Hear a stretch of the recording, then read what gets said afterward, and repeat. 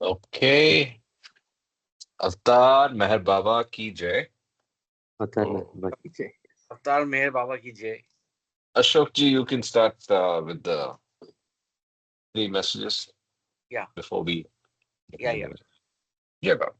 Avtar Meher Baba ki jai. Three of Meher Baba's favorite couplets of Hafiz, a mystical Persian poet. Befitting a fortunate slave, carry out every command of the master without any question of why and what. About what you hear from the master, never say it is wrong because, my dear, the fault lies in your own incapacity to understand him. I'm slave of the master who has released me from ignorance. Whatever my master does is of the highest benefit to all concerned. Hafiz. These three lines are very, very profound and got a tremendous message. We have to surrender everything to beloved Baba. Yeah. All this, like, Absolutely. Jai Baba. Yeah, Praveen, you were saying something. I'm saying, like, these three messages, the my wish and or the seven realities, these things, like this, it's a very good habit of reading them every day, such that they sit behind your mind, like in every act that you're doing, whether you are following them, all the three of them, because all the three of them has their own importance. Like none of them actually gets coincided with other. Like these three messages from Hafiz actually gives the heart, like it gives the fuel to heart. Actually, you should follow. Seven realities is something like what where we should go, and my wish is how we should live. Actually, this should always be there on the back of your heart of on the back of your mind, such that your Uh, heart can realize someday. Praveen, if I may add, Yes. there are these three prayers, and then as you said, my wish, and then seven realities, then how to love God, then three couplets of Hafiz, and 12 ways of realizing God, and seven seva sayings, and Bujave Arti. And Yeah. Yeah. taken the pain to put all this into a presentation, a beautiful presentation. I think Karthik or Sunil, somebody has done it, and it's really, you know, This one. Yeah. it's It really is Really great. Sunil. It is Sunil. It is Sunil. That's very beautifully done, of course. And yeah, we've been reading every. I think it's been a couple of years now that we've been starting the reading with one of these. Yes. Anyway, so um, good to be Karthik. back. Just one more suggestion. Sometimes we should read the prayer. Yes, yes. So A month ago we read, right? yes, I Like think once we or did. twice. Yes, we did. We did. Maybe about 3, 4 weeks back. Yes. Yeah. Or we can end with that, whatever. Yeah, we can rotate. Yeah. No, if we can end with that. So, oh, end with the prayer. Okay, sure. But This what is just a happens is, yeah, suggestion. we are not able to predict the end correctly because it also has to coincide with a logical end to the reading. So, Yes, beginning is better. yes, okay, okay. Yeah. So, coming to where we are down to 5, 6, 7, 8 of the last four parts of meditation.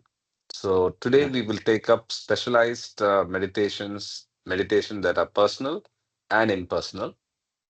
So on the personal meditation, we have kinds of specialized meditation, a table, personal and impersonal classification, spiritual advantages of personal, meditation on the spiritually perfect, meditation on the divine qualities of the master, concentration of the on the form, the physical form in your mind's eye, meditation of the heart, modes of meditation of action, and four forms of personal meditation represent ascending stages. So that's the first part that we'll take up today. So, any thoughts Sure. before we get started? Uh, We have actually Oh, ended with yeah. What happened to the presentation? Any luck yeah, with that this Karthik. week? No, no, actually, Yes. I was into this one. Actually, I was trying to make a what you call a logical Visualization. bifurcation.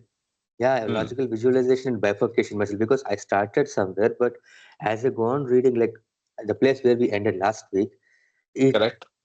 I was confused at that stage.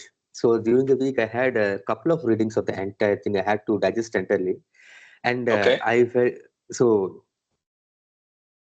I, I now I came with an empirical what you call form wherein the Okay. meditation like with first like spiritual like pre-spiritual to spiritual and from there spiritual how we are bifurcated into general specialized and in general under this the principles the initial three principles the first two comes under general the last one comes under specialized so up to here I was able to visualize myself now further there are many other sub classifications which are given up to Hmm. what we have discussed last week, I could put them under the general modes and the specialized modes. But now there are types of specialized meditations. So I thought after reading of this week would be more appropriate because the more and more I'm going into it, there are certain things that are coming further, which might further bifurcate any particular topic. So that's where I am. Okay. Good. I'm glad you read it multiple times over the week. Very good. Yes. So let's get started then. Yeah, yeah, sure, sure, sure. Yeah. So here we are. You can start, Praveen. I will start. Yeah. We're part five. Yeah, we are at part five. Okay, Yeah. yeah, fine, sure. Part 5 Specialized meditations that are personal. Kinds of specialized meditation. It was seen in part 3 that specialized meditation is of three kinds: meditations concerned with objects of experience, meditation concerned with the subject of experience, and meditation concerned with mental operations. These three kinds of meditations are mostly intertwined with each other: the subject of experience, the object of experience, and the different mental operations that arise as a result of their interaction are all inextricably interwoven. So these three kinds of meditation are not sharply defined or exclusive but often overlap each other. So the first reference we already saw in part three, Yes. objective, subjective, and then mental operations. So now we're going to get into one aspect of that. Yeah. Yeah, yeah. How they are intermingled. I think the mostly the further explanations will give further answers. Fine. Sure. Thus, meditation concerned with the objects of experience may often refer to the subject of experience and also the diverse mental operations involved in it. Meditation concerned with the subject of experience may often involve reference to the diverse mental operations and the objects to which these mental operations are directed. Any meditation concerned with the diverse mental operations may often involve reference to both the subject and the objects of experience. Yet, each kind of meditation, in a way, remains distinct because of some predominating factor. Hence, the first kind of meditation remains predominantly concerned with the objects of experience, the second kind with the subject Please of. slow down. Please slow down. Yeah, sorry. Uh, I'll just start from yeah. Hence, the first kind of meditation remains predominantly concerned with the objects of experience. The second kind with the subject of experience, and the third kind with the diverse mental operations. Table of enumerative classification of the forms of specialized meditation. So after just talking about the three specialized meditations, he's Yeah, jumping straight to personal meditation. No, yeah, the classification of the forms. So here you have A, B, and oh, where is C? Yeah, here C. So there's I a think typo it's here. that's yeah, yeah, yeah.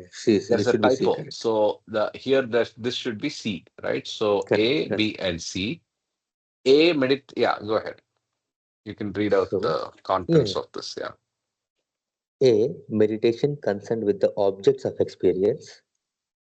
Under this, we have seven kinds of meditation, like seven kinds of meditation concerned with objects of experience. The first one is meditation on the divine qualities of a master. Second one, concentration on the master. The third one, meditation of the heart. And the fourth one, meditation of action. These four, the meditation on the divine qualities of master, concentration on the form of the master, and meditation of the heart, and meditation of action. All these four comes under forms of personal meditation. There are some further three subclassification under the meditation concerned with objects of experience, that are meditation regarding the numerous forms of manifested life, meditation regarding one's own body, meditation on the formless and infinite aspect of God. These three comes under the forms of impersonal meditation. And the second main classification is the meditation concerned with the subject of experience. This has two sub-classifications, which are quest for the agent of action, considering oneself as witness. These two comes under the forms of impersonal meditation. The third subclassification, meditation concerned with mental operation, has three subclassifications, which are writing down thoughts, watching mental operations, making the mind blank. All these three comes under forms of impersonal meditation.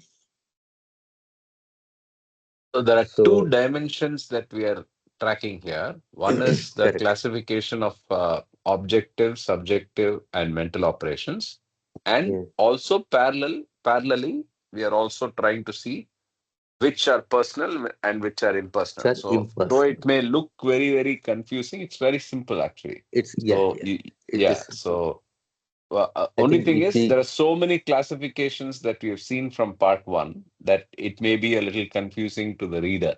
That's where Praveen's future presentation will fix it. I'm hoping. probably Yes. now what I could understand is probably by assimilating all these subclassifications which are in the third column, probably we ourselves will get to know what is personal and what is impersonal. That's It the will be easiest. obvious. It will be The obvious. personal and impersonal is very easy. The Yeah, yeah, personal and exactly. impersonal personal basically says whether there is a reference to a form or not. The form could be a master or God, Yeah. right? And Yes. impersonal is where there is a conceptual focus rather than a personal focus. Yes. Subjective and objective are basically concerned more with uh, uh, a concept. So if it is subject, it is concept. It is Mm-hmm. if it is objective, it is specifically on an aspect of experience that you're already you know about, and you're trying to think deeper about it, right? So you take a So it's particular yeah, mm. you So take a it is like an particular aspect and then think deeply about it. good, good to know.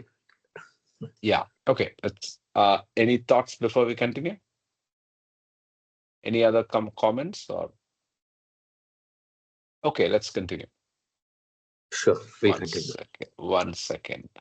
Yeah. Table of enumerative classification. This should be the gist of the table. I will read it. These three kinds of meditation can each be further subdivided into numerous specific forms of meditation according to the content of the meditation and the manner in which it is conducted. one of these numerous forms of specialized meditation. Out of these, Only, out of sorry, these sorry, numerous sorry. forms. Yeah. Yeah, out of these numerous forms of specialized meditation, only those that are representative or important need particular mention. Thus, 12 forms of specialized meditation are given in the table of enumerative classification. So these 12 are important. Yeah, I mean, so if you look at these categories, you could have quest for agent of action, right? Ninth one is considering oneself as witness. Yes. You can do yeah, that's already there above, right? So you can take any of the Vedic statements or the statements of Gnosis and meditate upon it. So there's many, but Baba says these are the important 12. That's all I make of it. Sure, sure. Yeah, yeah, got it. Yeah, Mhm. Further reading will throw further light on it. We'll go ahead. sure. Personal and impersonal meditation. It should be noted that these 12 forms of specialized meditation, uh, sorry, I read it wrong. It should be noted that of these 12 forms of specialized meditation, the first four are forms of personal meditation, and the remaining eight are forms of impersonal meditation. Meditation is personal when it is concerned with a person, and meditation is impersonal when it is concerned with the aspects of human personality or something that falls outside the range of human personality as it is usually understood. The forms of specialized meditation that are personal will be explained individually in this part, and forms of specialized meditation that are impersonal will be explained individually in part 6. Clear. Special Yeah. special advantages of personal meditation. Personal meditation has some clear advantages over impersonal meditation. For beginners, personal meditation is easy and attended with joy, while impersonal meditation is often found dry and difficult unless one has a special aptitude for it. Moreover, forms of impersonal meditation are mostly disciplines for the mind or the intellect, whereas the forms of personal meditation are not only disciplines for the mind or the intellect, but also draw out of the heart. In spiritual perfection, the mind and the heart have to be fully developed and balanced. Therefore, personal meditation, which helps the development and balancing of the mind and heart, has special importance. Impersonal meditation is especially fruitful and effective when the aspirant has been duly prepared through forms of personal meditation. This paragraph, uh, I think, is throwing a lot of information. It looks like it could be understood, but I think there we should give some more reading to get deeper into it. But it's not a difficult one, but I am feeling that it has a lot of meaning embedded into it. Probably we'll get to know slowly.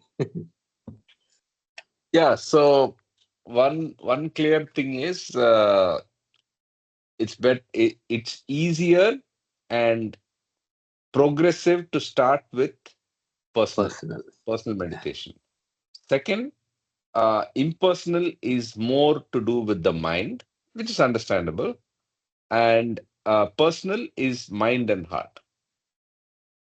Balance. And of course, he makes the oft repeated statement that getting the balance between the mind and the heart is important, though the supremacy of the heart is what Baba espouses all the time in the spiritual path, in the Yes. spiritual progress. Probably your mind and heart should be balanced as long as you are trying to remove your sanskaras or you're trying to live in this world. It should be balanced and with the aim to annihilate the mind. The mind, yes. Okay, we can Personal, continue. yeah, yeah. The subheading Okay, is, this yeah. subtopic is meditation on the spiritually perfect. Personal meditation is directed towards those who are spiritually perfect. Just as a man who admires the character of Napoleon and constantly thinks about him has a tendency to become like him, an aspirant who admires one who is spiritually perfect and constantly thinks about him has a tendency to become spiritually perfect. A suitable object for personal meditation is a living or past perfect master or the avatar. It is important that the object of meditation be spiritually perfect. If the person selected for meditation happens to be spiritually imperfect, there is every chance of his frailties percolating into the mind of aspirant who meditates upon him. I don't know these words I heard first time. Can someone correct me with the pronunciation? Frailties, Fral- frailties, frailties, frailties. frailties. Yeah. Okay. Every chance So of his frailties. frailties, that's what it means. Can you read? Okay. Yeah, yeah. The first Frailty. meaning is what? The condition of being weak and delicate. Weakness is character of morals also. Okay. So, okay. So the weakness in that imperfect being or okay. Okay. So if I'll read the sentence So again. the so it just means that it is at your risks, right? So if Exactly. you Exactly. choose someone that is imperfect, there is a Yeah. chance that you take up those imperfections, or those imperfections will impact you. Uh, Before that, he says in the previous paragraph, or rather in the previous page, in the same yeah. paragraph, he says that it's important to choose. I mean, as you meditate on a person, attributes and qualities of that person slowly you may imbibe. And he Correct. uses a very mundane example of Napoleon. But in the spiritual world also, if you take a perfect master, you imbibe those qualities. That's what he says. Yeah. Yeah. So I'll So just you read can this read sentence. again from, Yeah. yeah. If the person selected for meditation happens to be spiritually imperfect, it should be imperfect. This is more spelling mistake. Yeah, yeah, yeah. There is Correct. every chance. Yeah. There is every chance of his qualities percolating into the mind of the aspirant who meditates upon him. If the person selected for meditation is spiritually perfect, however, the aspirant has taken to a safe and sure path. Meditation on divine qualities of master. Personal meditation often begins with the admiration as aspirant feels spontaneously for some divine quality that he sees in a master. By allowing the mind to dwell upon the divine qualities expressed in the life of the master, the aspirant imbibes, imbibes them into his own being. Ultimately, the master is beyond all qualities, good and bad. He is not bound by them.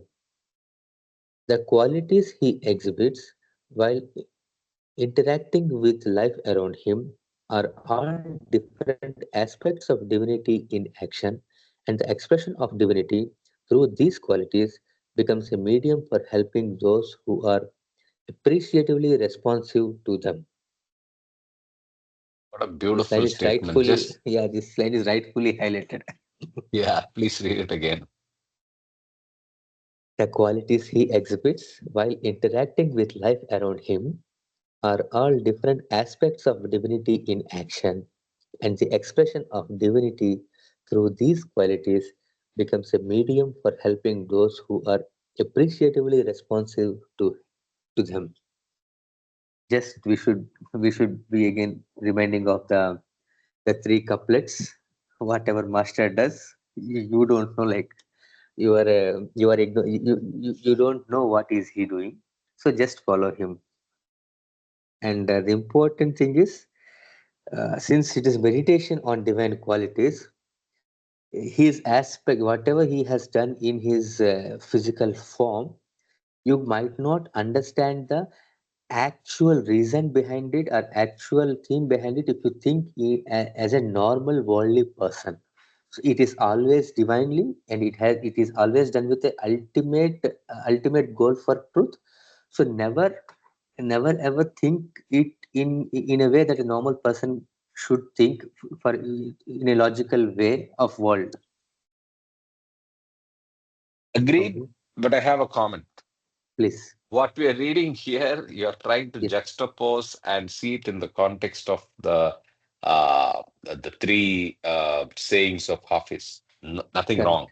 But Yeah. if we see it in the context of this chapter, Yeah. the key thing that is coming out here is Hmm. every action and quality is very very is not random, one, and it's only to help others make get to perfection, right? Yeah. And he makes another special statement in the end. He Hmm. becomes a medium, or these qualities become a medium for helping those who are appreciatively responsive to them. So you have to be tuned to it. You have to be ready to observe these qualities and respond and use that to make you get closer to spiritual perfection. And so onus is on you as well. So it's a very Yes. beautiful statement. If you don't mind, you can read it again and then we continue. Yeah, yeah. The qualities he exhibits while interacting, here the qualities he means the spiritually perfect. The qualities he exhibits while interacting with life around him are all different aspects of divinity in action, and the expression of divinity through these qualities becomes a medium for helping those who are appreciatively responsive to them. I could visualize many things through this. Like, actually, the statement which I was making, Karthik, earlier was mainly Yes. because, the entire topic was behind meditation, and when you are actually meditating on the divine qualities, you should appreciate the divineness in them, not the materialism in them. Like what you actually see through your glass is what could naturally go into your head. You should not appreciate them, but rather than the uh, like what the last line which you said, that become is to become a medium for helping those who are appreciatively responsive to them. So you should become that. We should appreciate to like we should appreciate them and take the response in a way that it is actually helping us in our journey, how it could help us in our journey. Very true. Probably I'm not putting it still in the right words, but I can I can actually assimilate in myself. It's okay. Someday it will come out. No, no, no. You're right. I get it. Any other comments? It's just almost a I did not conversation. I did not understand this part actually. Means, you guys are discussing. Means you read it three Yeah. times. I still did not understand what exactly that does means. Karthik, a small example, Yes, go uh, ahead. like for example, since we are speaking of spiritually perfect, we can just think of uh, Krishna and his messages are his contradicting messages in various situations. Like Hmm. sometimes he says, like in, even Baba also mentioned sometimes that contradicting statements of spiritually perfect masters. Sometimes they say one, and sometimes they say exactly the opposite.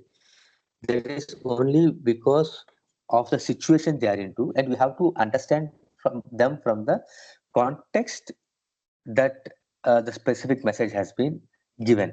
So you should always appreciate the divineness in the message rather than how you treat how that is being junctured to the particular soul, because every particular soul has its own sanskaras, So the particular soul which is actually getting the messages directly uh, would have a different effect, whereas the world should appreciate the divineness in the message by appreciating the link between that particular soul and the oversoul.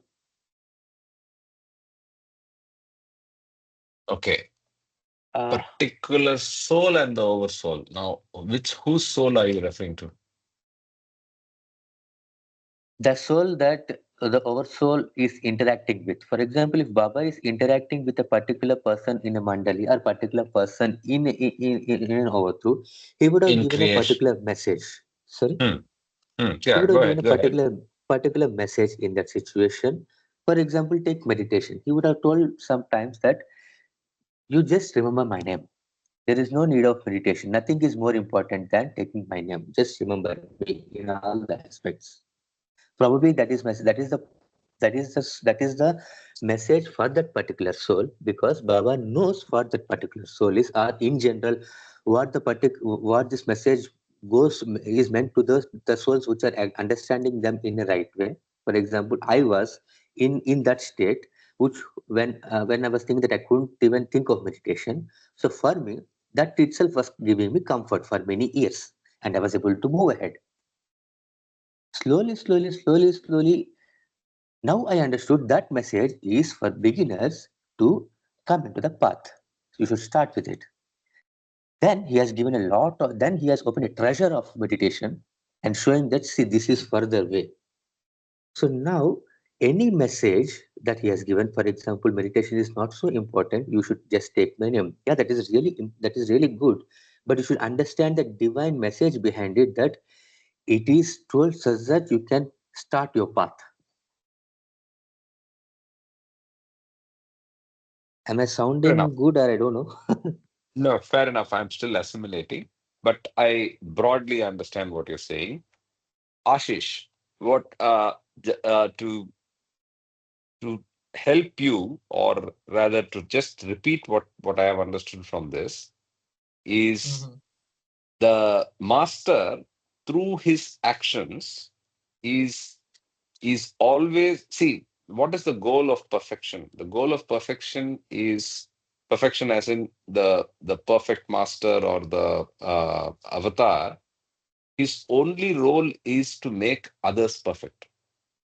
So in that personification of uh so he is a personification of making others perfect. Okay. So every action of his which is perceived by other jivatmas, it is only to help in that direction. So if he slaps a mandali member, it is for that. If he hugs and kisses a particular person, it is for that. If he picks up a dog on the street when he is moving, it is for that. So, so it's not random when a perfect master does anything, but one has to be tuned, and that's where Praveen is saying you have to surrender, you have to understand, and you have to what should I say? View this with the lens that don't see it as an ordinary person picking up a dog. Don't see it as an ordinary person slapping a person. If an ordinary person slaps another person, it's a case. It's a fit case for going to the cops or starting a fight. But here, whatever action a master does is towards the larger purpose of helping someone in creation move forward and or universal work. Right? We don't know what all he's doing. Yeah, So it yeah. is, yeah. I think that's what I am understanding. Does that make sense, Ashish? Now, Yes, Yeah, yes, that's good. Yeah, that makes sense actually. That's correct. So every exactly. action is So for the particular for reason actually, some purpose actually. yes. To And we someone. will never understand. We exactly. will never understand. As Jivatmas, Mhm. we will never understand what all he's achieving by doing that little gesture. He's moving his fingers. His fingers are moving for we don't know what. We don't know what. But it is for the last phrase. becomes a medium for helping those who are appreciatively responsive to them. That's all he's doing. But हमको समझ में, I mean, we will not get it. We may not Exactly. get it. Yeah. And that's And what we I'm need not taking get away. it. That's the only thing. That's so you should appreciate the divine quality in it. And if you're meditating in that, for example, you're saying that the master has slapped someone. Surely Mhm. it is for the spiritual benefit. And if you're meditating on it, meditate in such a way that how beautifully he has done it, how beautifully he has turned the soul into by this particular gesture, how beautifully he has turned that soul, how beautifully he has removed the sanskaras of the soul. This is what you should appreciate, these divine qualities, and start meditating on them if you're like the divine qualities of master. Absolutely. If you're okay, we can then So continue. Yeah, yeah. Karthik, it's complete surrender. No, that goes without saying. Yes, of course. Surrender and also reconciling to not be distracted by what we see with our uh, naked eyes, I would say, or normal eyes, right? So it is not for us to judge. It's not for us to comprehend and accept that. So it Why reminds me Baba of had a why Baba had a mush? Why are you worried here? yes, Right? आपका क्या है? He has a mush, yes. Right? no. So so So we have to we get to that level. so we can That is the true form of surrender. yeah, we can put it in one line. Ask not to question why. Absolutely. Yeah, yeah, yeah, exactly, Absolutely. Just exactly. blindly accept, blindly surrender and accept. So if you're saying surrender in that context, absolutely. Yeah, Sure. let's continue. Yeah, sure. Oh It's the yeah, same we can paragraph. also rotate the reading if you don't mind. I didn't Yeah, yeah, look at sure, the sure. clock at all. It was so we were so involved in the reading. Uh, Anybody wants to read? Uh, Ashish, you're in a position to read? Yeah, yeah, yeah. I can know.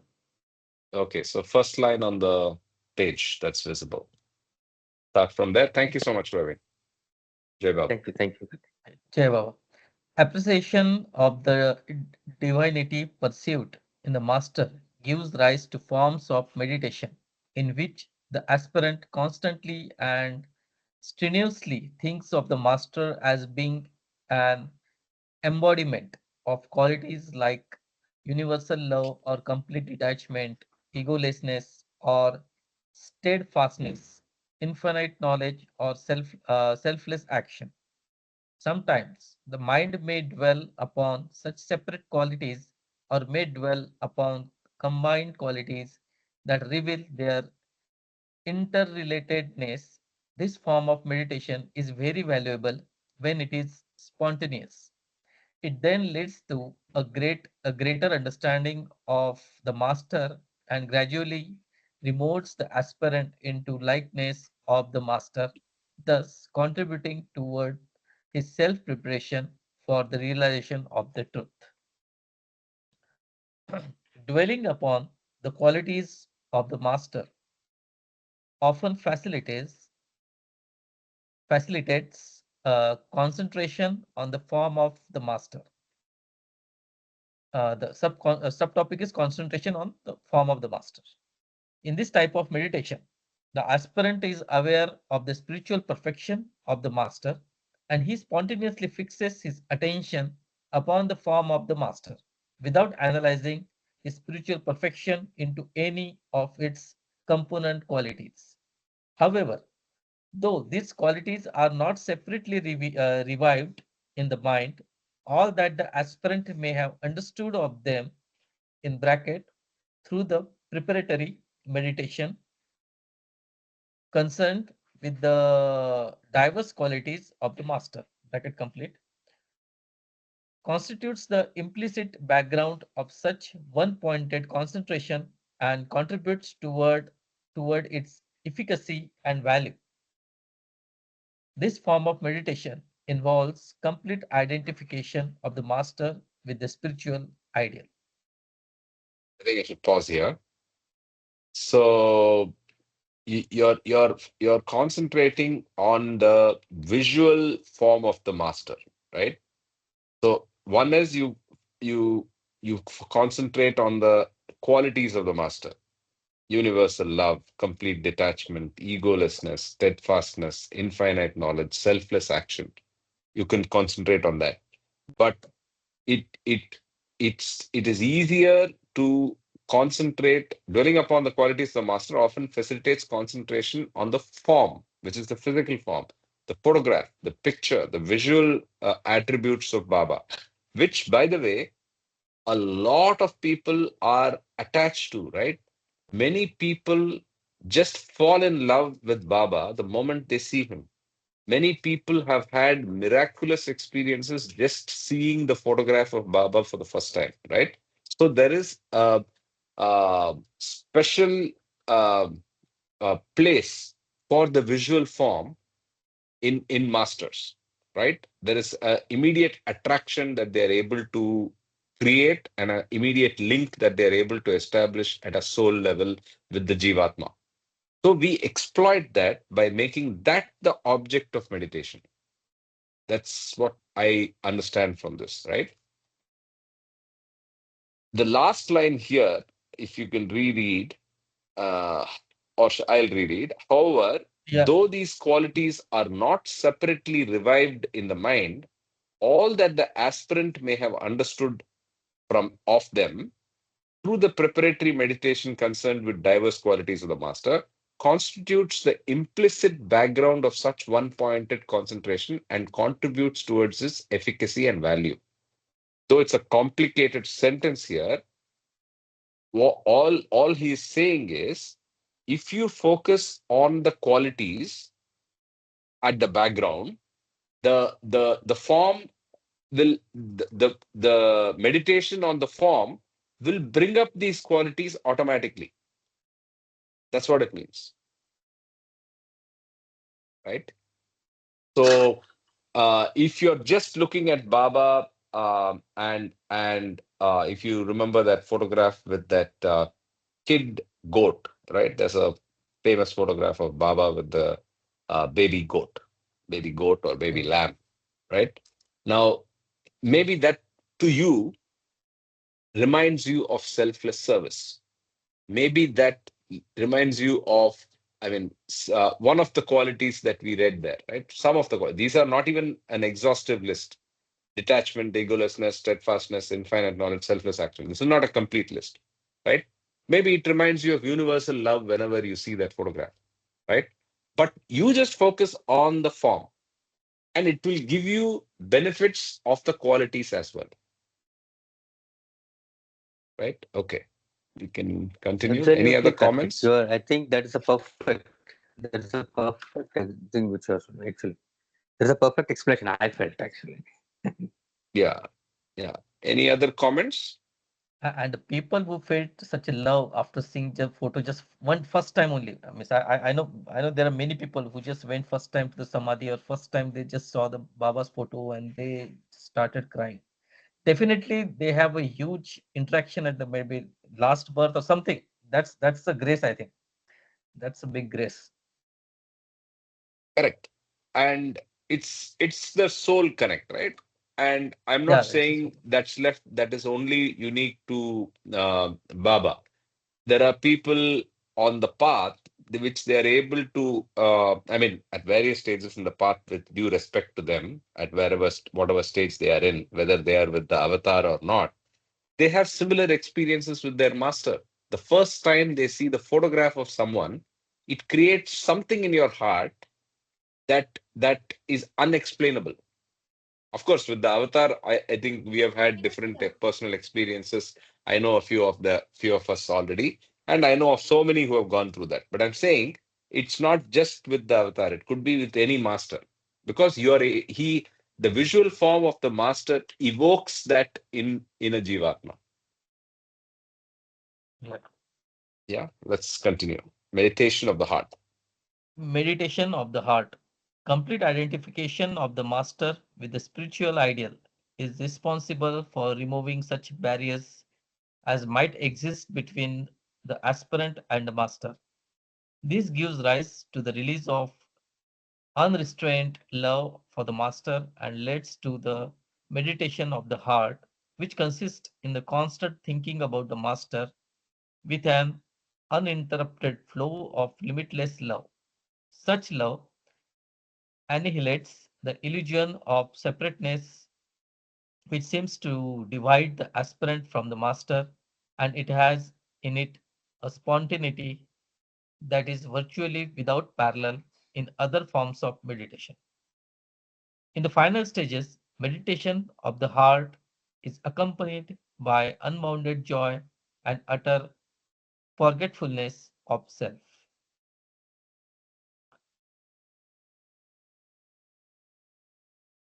So this is more to do with meditation with the concept of love and the meditation of the heart, right?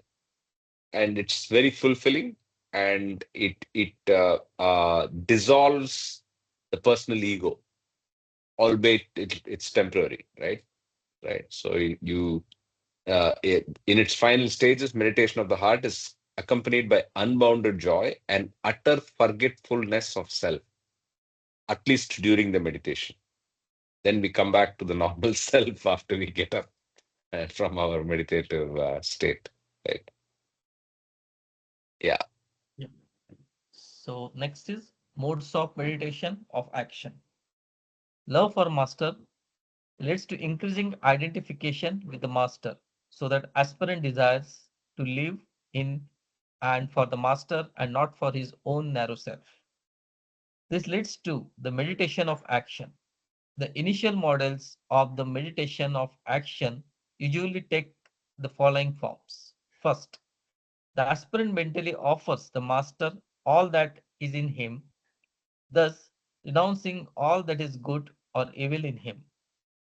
This, this frees him from the good as well as the bad ingredients of the ego and helps him not only in transcending these opposites but also in finding a lasting and true integration with the master. Second, the aspirant volunteers himself in the service of the master or his cause. Doing work for the master in the spirit of selfless service is as good as meditation. Third, the aspirant does not allow the ego to feed upon any of his actions, small or great, good or bad. He does not think, I do this, but on the contrary, systematically develops the thought that through him the master is really doing all that he does.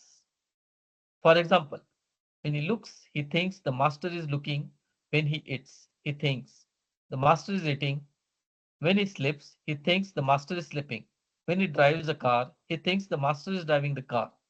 Even when he may happen to do something wrong, he thinks master is doing this. Thus, he completely relinquishes all agencies for his actions, and all that is done by him is brought into direct reference to the master. This automatically and necessarily involves and entails determination of each action in the light of the spiritual ideal as seen in the master. Okay. I want to go back to the table for a minute, if you don't mind. Yeah. So is action one of the items in the list? So this is a Huh? bit confusing. No, no. This is a bit confusing. Okay, it is. So number 4 is meditation of action. So we saw meditation of the heart, and then the last one is meditation of action, in which there are 3 types. So in your visualization, Praveen, you should have the 3 subtypes under 4. In the three And subtypes under 4, A4 that is, under A4 1, 1, 2, 3, 1 and 3 are very similar. I'm not able to distinguish significantly between 1 and 3, right? So if you see 1 here, the aspirant mentally offers the master all that is in him, thus renouncing all that is good or evil in him. This is nothing but provisional working ego. Baba's concept of the provisional working ego. You operate, and another beautiful phraseology he uses is he gives up agency, right? So this automatically, where is the phrase that he relinquishes all agency, gives up agency. So when you do an action, if your ego is assigned, I mean, is identifying with that action directly, then you are doing it. Whereas if you relinquish agency for action, you're basically submitting that the action itself is being performed by Baba. And that's what you should do, right? So that's the example he's saying, the master sleeping, master's driving the car, and so on and so forth. So that's the last one. Aspirant does not allow the ego to feed any upon, he does not think I do this, but on the contrary, systematically develops the thought that through him, the master is really doing. But that's again very close to aspirant mentally offers the master all that is in him, thus renouncing. So, one, okay, if you want to distinguish between one and three, in one, it's the first stage. You just offer it to him, right? So, you Exactly, say, that's what I was thinking. yeah, yeah. And the third one is basically he is doing it rather than just offering. And the second is you do just selfless service, but selfless service as defined by Baba, that there is no role of ego. You see the selfless in all and then perform the service with absolutely no agency, right? So And those are an the three important thing, subtypes of meditation of action. Yeah, Praveen. just the thought just has come in my mind that it might be this the chronology 1, 2, and 3 is also important. I think like that is the first and this is second and third. These are the stages that how in the way it comes naturally probably. Um, like Yeah, good point. So you first offer it at his feet, but there is yes, a personal reference of ego, but then submission post action. Second yes, is you selflessly start doing service, and yes, third, you see the service itself as being done by you. Thank you very much. Yes, you're right. yeah, yeah. Probably that is I how it agree. should. It comes naturally. Probably. Yeah. Someone who Perfect. has really done it should tell us. Yes, yes, yes. Okay, now let's go to four forms Uh, of, yeah, four, go ahead. four forms of personal meditation represent ascending stages. The four forms of personal meditation on the master represent four main ascending stages. First, perceiving the spiritual ideal in the master. Second, concentrating upon the master as an embodiment of the spiritual ideal. Third, loving the master as a manifestation of the spiritual ideal. And fourth, expressing the spiritual ideal perceived in the master in one's own life. Personal meditation on the master in its different forms ultimately contributes toward the release of the creative life of spiritual fulfillment. Meditation on the master is a meditation on the living ideal and not on the bare conception of perfection. Therefore, it generates that dynamic power that eventually enables the aspirant to breach the gulf between theory and practice and unify the spiritual ideal with everyday activity in his own life. To live a, to live a life inspired and illumined by the spiritual ideal as embodied in the master is the culmination of all the forms of personal meditation. Culmination, as in as building up to completing, right? So what are the four stages? So what does he mean by spiritual ideal here? Anybody? What is a spiritual ideal? Follow the instruction, follow the path, what Master said. No, but Yeah, how do you spiritual and identify the spiritual ideal in the master? the oversoul. Uh, The spiritual ideal is somebody who has no ego. Basically, the whole journey of the human soul consciousness is for Manonash. So The basically, the spiritual ideal is a perfect master or a Sadguru or an avatar personifies what a human being really is. Aham Brahmasmi, I am God. So, no, of course, so there are the different states. yeah, come on, just to interrupt you, the phraseology here is a little different. It says the spiritual ideal in the master. What do you mean by that? So you see the Spiritual ideal in the spiritual master ideal is in the about master. So do divine you love. see the It's oneness? basically about love. Yeah, It's all about love. There is nothing like because all the masters exhibit divine love, and that's the spiritual ideal. Because everything else is illusion anyway. yeah.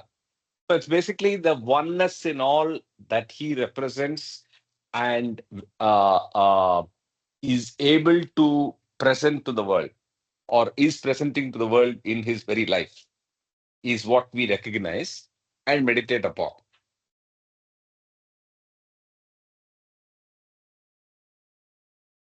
It's like the no ego state, basically. That is the practical aspect. The no ego state is basically where no mind ego means no sanskaras, and that's it.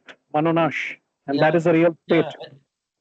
that's true. Because we say like ideal student, right? So ideal uh, person who is following this master's what did the master ask us, right? Maybe Yeah. that's what the So spiritual ideal. in that you start by just perceiving. So the stage is it's a stage wise description that Baba is giving here. First, you recognize the spiritual ideal, then you concentrate upon that master. I mean, upon that spiritual ideal seen in the master. Third, you love the master. And fourth, expressing that spiritual ideal in one's own life. So you try to bring it to your own life. So those are the stages of personal meditation in ascending order.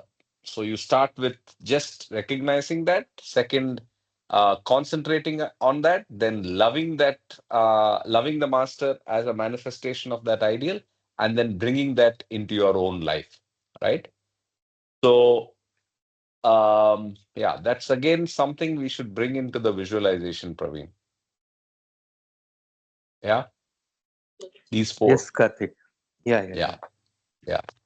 I don't know We'll how try to do that, but we have to do it. Let's collaborate by on it. reading again and So, again and listening to this video two, 3 to 4 yeah, times. It'll no, come no, out. no. So it'll come out, and Yeah, happy to collaborate on that. So once you get it to a particular level, we can do a shared screen session, maybe.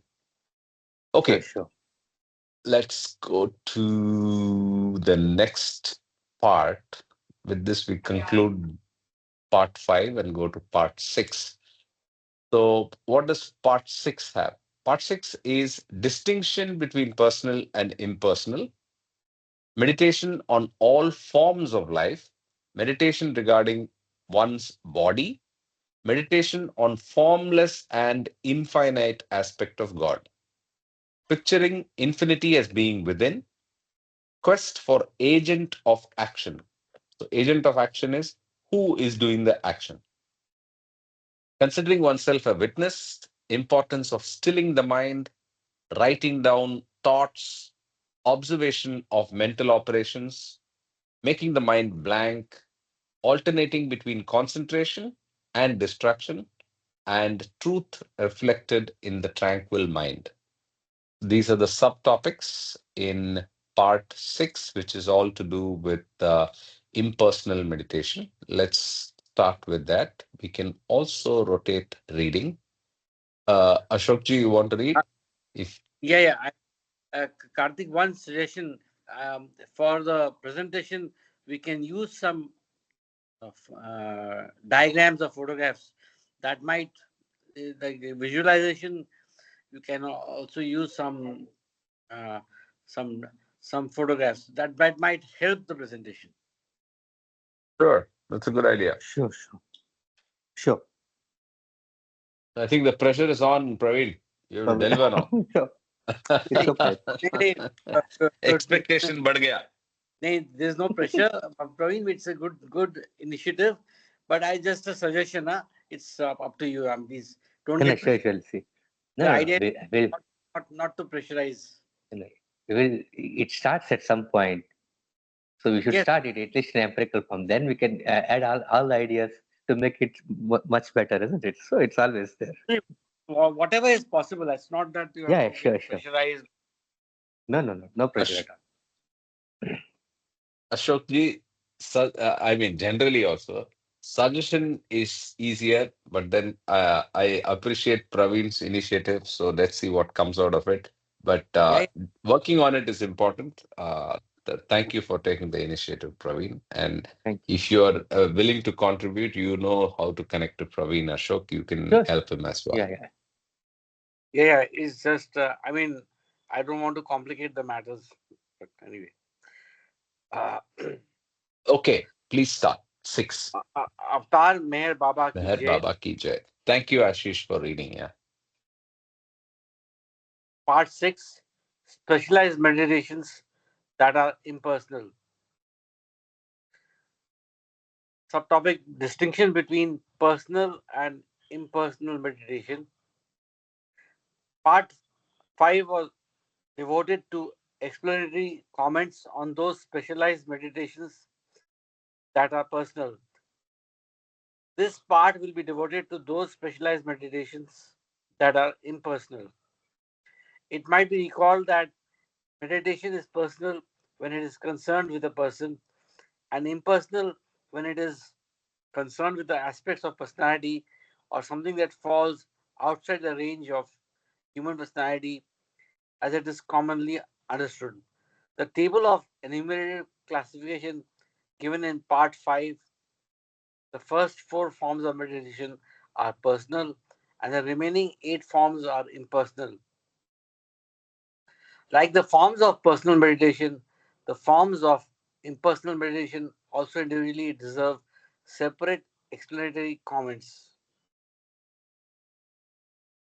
Meditation on all forms of life. Man's attention has a tendency to be riveted on his own body or on other forms independent of the spirit they manifest.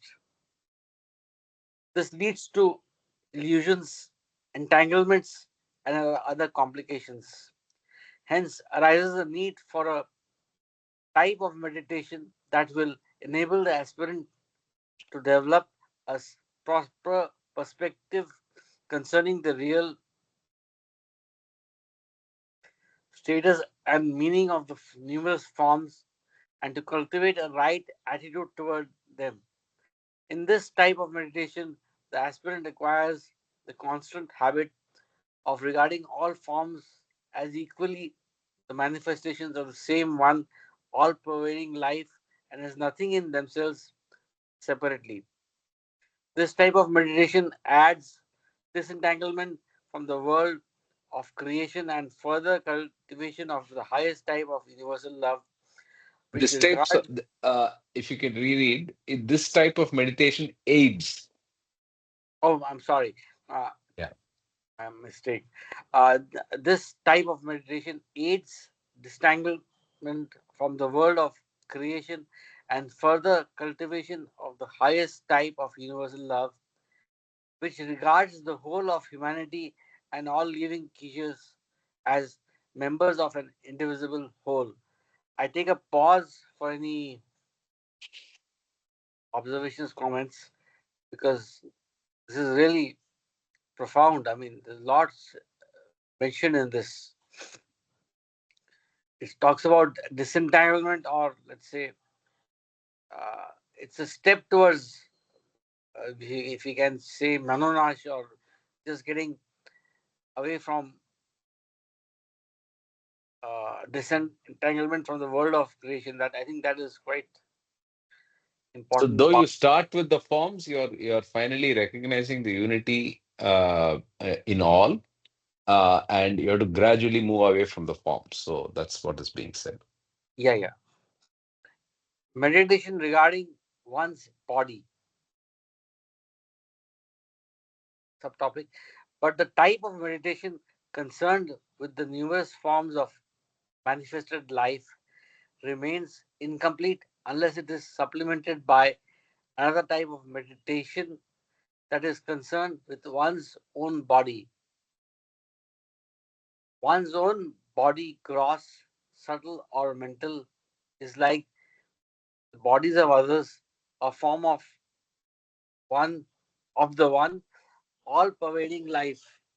Nonetheless, consciousness is fixed on one's own bodies by an attachment so deep that it identifies itself with them.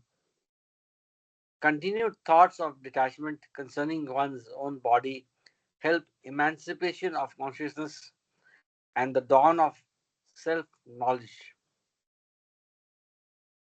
Meditation of this type is very fruitful for the aspirant. The gross, subtle, and mental bodies are all then regarded as cloaks that one can put on or off.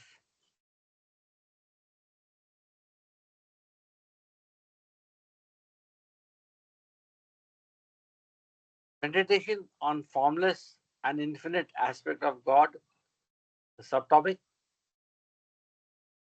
The type of meditation concerned with the numerous forms of manifested life and the type of meditation concerned with one's own bodies are both preparations for the form of impersonal meditation in which an effort is made to withdraw consciousness from all the numerous forms of manifested life, including one's own bodies, and consciousness is centered on the formless and infinite aspect of God.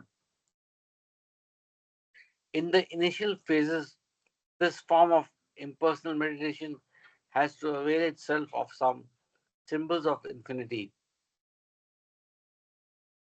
It is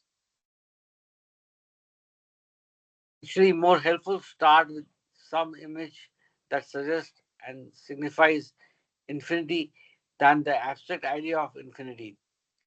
The mind may be made steady on an image of sky, ocean, or vast emptiness, but once a particular image is chosen, the aspirant should stick to it throughout the period of meditation and not allow it to be replaced by another image.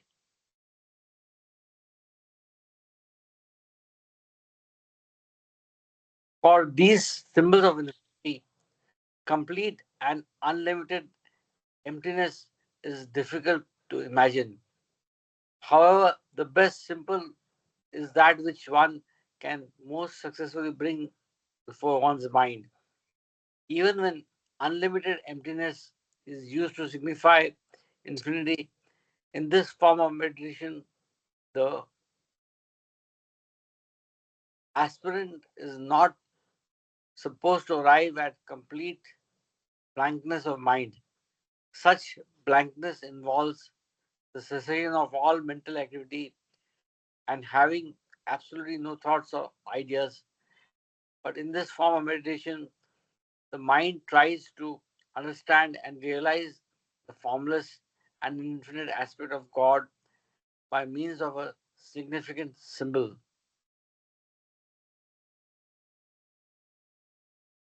So infinity does not mean blankness. Infinity uses meditating on infinity can start with a symbol, right? So use a good symbol, ocean, sky, whatever, right? So that's what's being said. Yeah. Picturing infinity as being within. Subtopic. There is an important variation of this impersonal form of meditation. In it, the infinity one imagines is not mentally externalized, as it were an unlimited stretch of something outside the aspirant. It is more helpful to picture infinity as within the aspirant, as sorry, after picturing infinity within the aspirant, Still should give. picturing. Start again from here slowly, Yeah, please. It I'll is. start again. Yeah, after picturing infinity within, the aspirant should give himself the strong suggestion of his identity with infinity by mentally repeating, I am as infinite as the sky within, or I am as infinite as the ocean within, or I am as infinite as the emptiness within. It may be more helpful to use the bare formula, I am the infinite within, and while mentally repeating this formula to grasp and realize the significance of infinity through the image that has been chosen. It is not necessary to repeat the formula in so many words. It is enough to cling to the thought expressed in the formula. So they've given some practical uh, Phrases and ideas that can be meditated upon. yes. The I am infinite meditation may lead to a merging of the aspirant into the formless and infinite aspect of God. Some aspirants merge so completely that even if swarms of mosquitoes surround them, they do not hear them. Other aspirants might become restless or easily disturbed. They should not keep worrying about lack of success in meditation, but should tenaciously persist whether they experience merging or not. A relaxed position is helping for merging. The final merging, however, is impossible except through the help of a perfect master.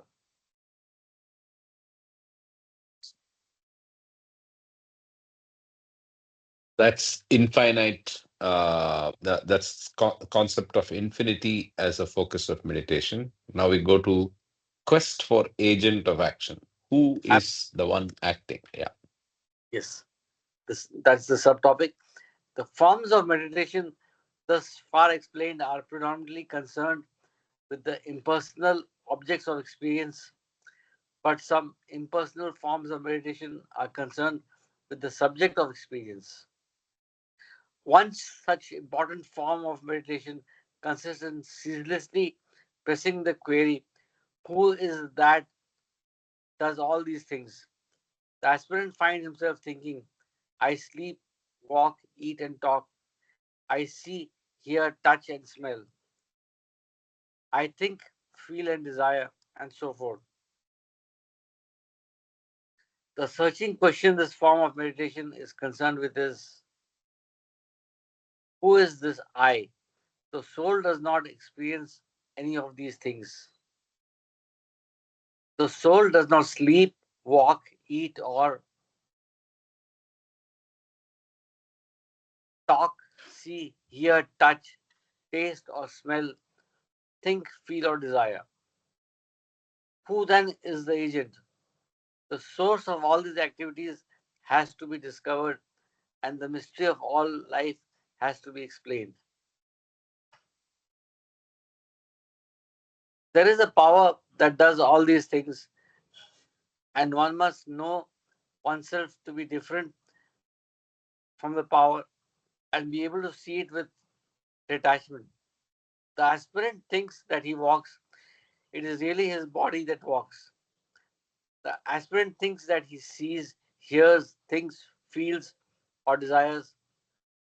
It is really his mind that does all these things through some convenient medium.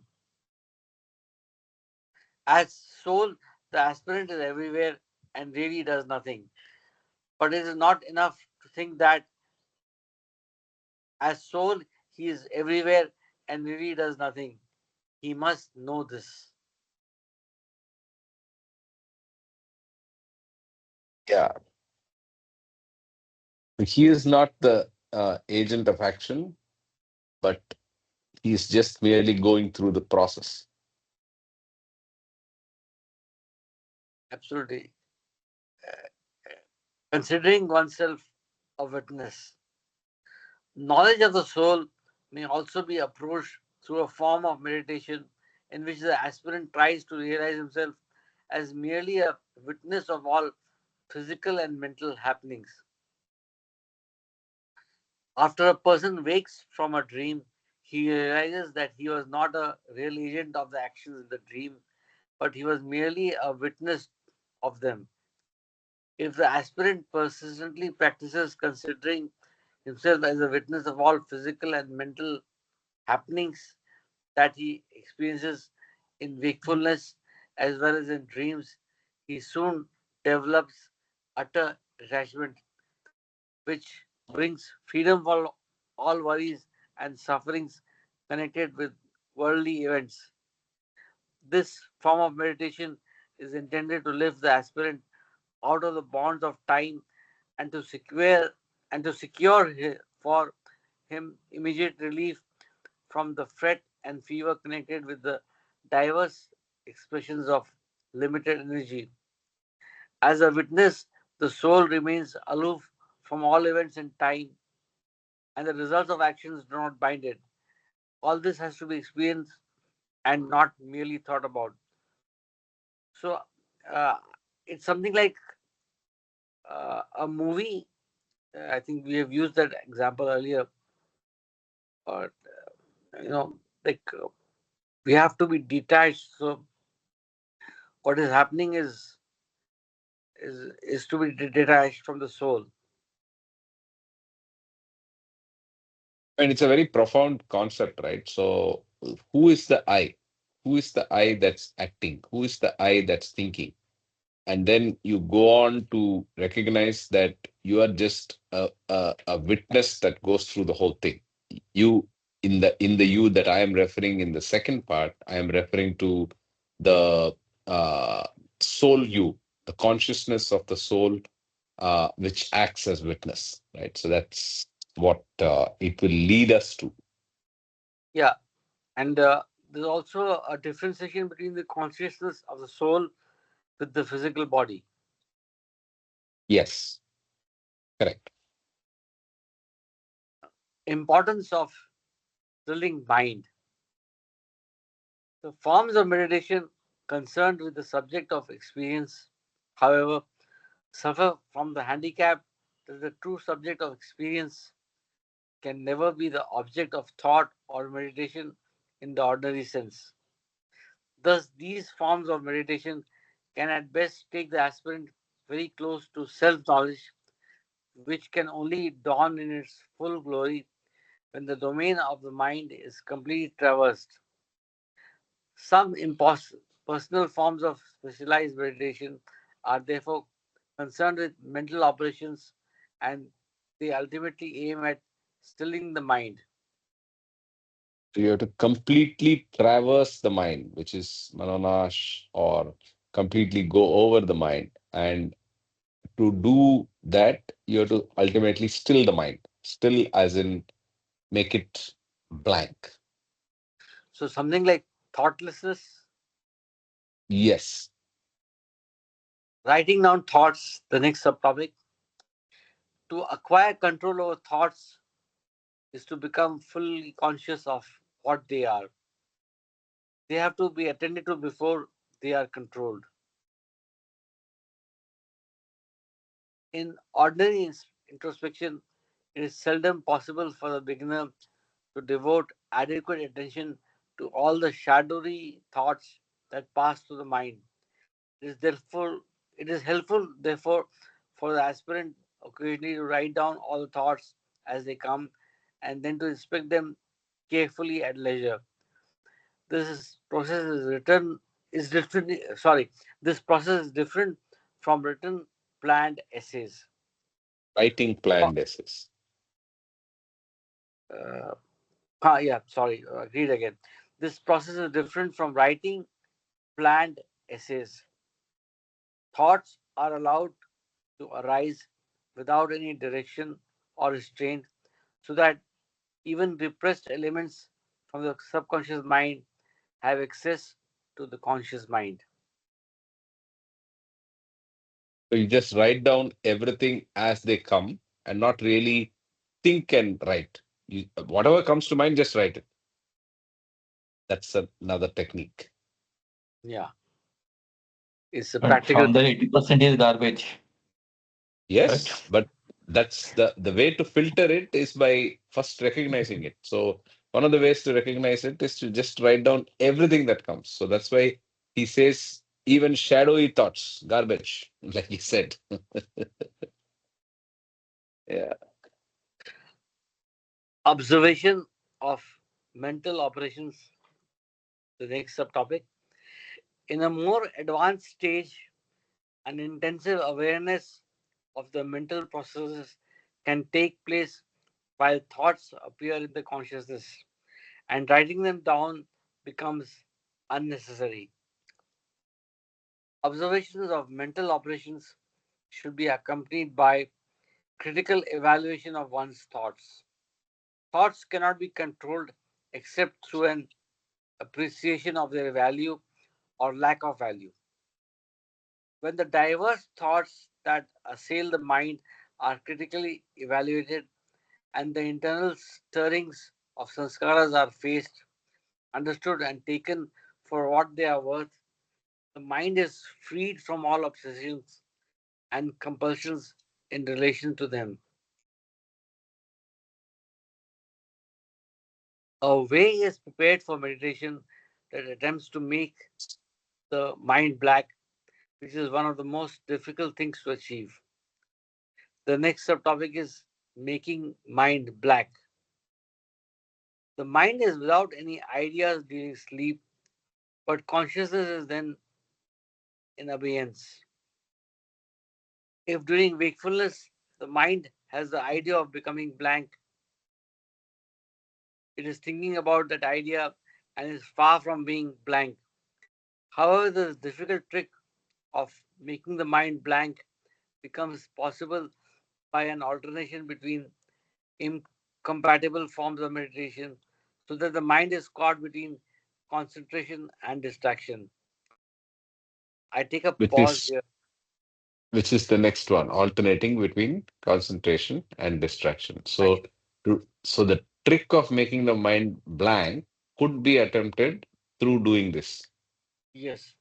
And there's also a cross reference I should want to share, that is in Listen Humanity, the stages of sleep. I think there's a chapter called Stages of Sleep. Or Correct. so I think that's, part two, chapter yeah, two. yeah, absolutely. I mean, part two is correct, but I don't remember the chapter number. But Yeah, I'm also not sure of the chapter number. Uh, the key thing here is the during sleep he says, but it's actually deep sleep because dream state is also there, but consciousness is there in dream state. In deep sleep, consciousness is in abeyance.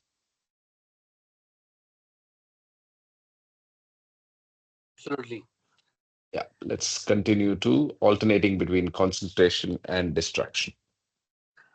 Thus, the aspirant can concentrate on the master for 5 minutes, and then, as the mind is getting settled on the form of the master, he can steady his mind for the next 5 minutes in the impersonal meditation in which thought is I am infinite. The disparity between the two forms of meditation can be emphasized by keeping the eyes open during meditation on the form of the master and closing the eyes during impersonal meditation. Such alternation helps in making the mind blank, but to be successful, both forms of meditation have to be seriously pursued. Though after 5 minutes there is to be a change to another type of meditation, there should be no thought of it while the first type is going on. There is no distraction unless there is concentration. And even a, and when a changeover is effective, there should be no thought of the first type of meditation. The distraction has to be as complete as the previous concentration. When there is a quick alternation between concentration and distraction, mental operations are, as it were, cut through by a saw that goes backward and forward. So I have never attempted this kind of a meditation. We should ask. I mean, has anybody between you guys done it? Praveen tried a few, so we can find out from him. He's already dropped off from the call. We can ask Nomita. Sure. She's I mean, she does practical uh, meditation and concentration. Anyway, uh, truth reflected in tranquil mind. The disappearance of mental operations of all types contributes toward making the mind absolutely still without allowing consciousness to fall into abeyance. All thoughts that appear in the mind of the aspirant are forms of perturbation and have their origin in the momentum of stored sanskaras. The agitation of the mind can disappear only when the aspirant can so control his mind that all thoughts can be ruled out at will. Only in complete internal silence is truth found. When the surface of the lake is still, it reflects the stars. When the mind is tranquil, it reflects the nature of the soul as it is. By the way, that is a frequently used symbology in meditation, right? The stilling of the lake. So you start with uh, a stone that's thrown into the lake and it creates ripples, and gradually the ripples still. So that's a way of stilling the mind and making it tranquil, right? Right. So that that Yeah, it's a very good analogy. yeah. So with that, we actually come to an end of the impersonal meditation, making the mind blank, writing down. Yeah, that's the last one. Is it the end of the chapter? Yes, it is the end of the chapter. So next is Nirvikalpa Samadhi and Nirvana. So that's 7 and 8 that we will take up next week. Beautiful. Yeah. Any other thoughts before we wrap up for the day?